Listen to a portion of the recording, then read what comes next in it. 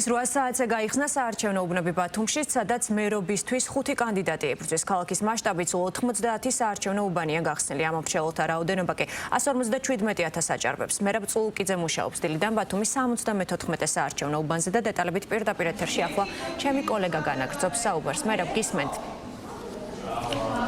დიახ, 74 საარჩევნო უბანზე ვიმყოფებით ახლა. ეს არის ქალაქის ცენტრში გახსნილი.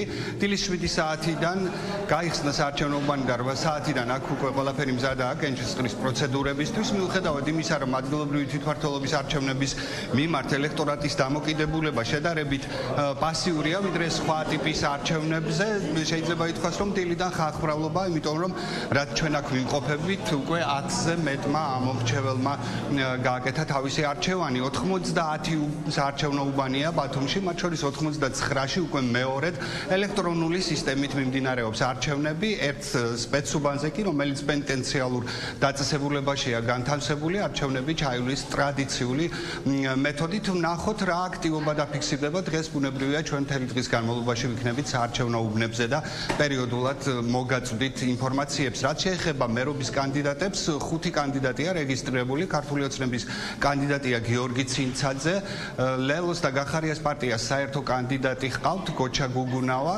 5-დან 2 კანდიდატი ცნობილი მომღერალია კახა ცისკარიძე და თამუნა მიქელაძე და კიდევ ერთი კანდიდატი საინიციატივო ჯგუფის მიერ არის წარმოდგენილი, ეს გახლავთ ზვიად კვირიკაძე. ბათუმში გახსნილია 90 საარჩევნო უბანი, 99 მათგანი ელექტრონული ტექნოლოგიებით აღჭურვილი, ხოლო ერთი პენტენციურ დაწესებულებაში გახსნილი სპეცუბანია, სადაც არჩევნები ტრადიციული მეთოდით ჩატარდება. სულ 157,400 ამომრჩეველი ყავს.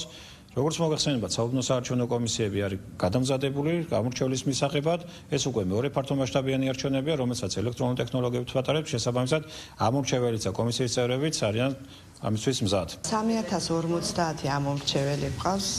თანამშრომლები ყველა ეხედავთ მზად არის და რა ვიცი, უბანი მზად არის, რომ დავიწყოთ, მივიღოთ ამომრჩევლები. წელს მეორე ტარდება ელექტრონული არჩევნები და ყველაფრისთვის კომისიის წევრები მზად არიან.